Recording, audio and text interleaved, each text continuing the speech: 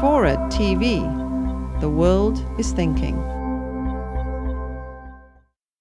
First of all, to make clear, I am not an intellectual Renaissance man, so I don't write books, but I read them, and I just read a book that Doris Kearns Goodwin wrote, The Team of Rivals. One of the major takeaways for me from that book not only was that Lincoln stocked his cabinet with people that hated each other initially, but Lincoln had a very deep sense of exactly what David was talking about.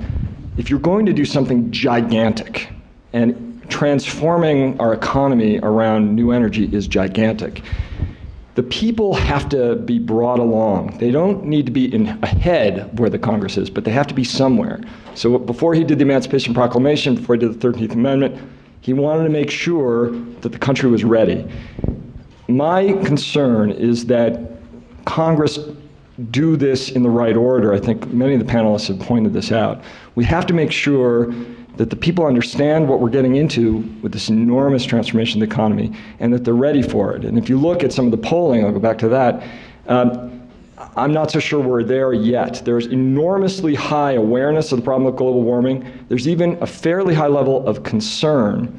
But when you ask questions about, so does this mean you would support action that would raise your energy prices, the numbers drop off very radically. And when you ask, where does climate change or global warming rank on the order, on the kind of magnitude of things that you worry about, it ranks about 20th.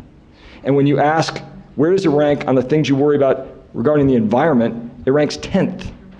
So there is work to be done before we're ready to dive wholesale into this transformation. You've provoked responses from, judging by facial expressions, a number of the panelists. When we start with Carl and then Cass and well, I'm going to be heretical, I think, because I actually think if we deal with global warming in a way which raises people's energy bills, we will have blown it. It is not necessary. Now, fuel prices might go up. How many people here know the price of cobalt this morning? How many people know what happened to the price of cobalt in the last 6 months? I think Congressman Miller does. Yeah. We want to make oil like cobalt.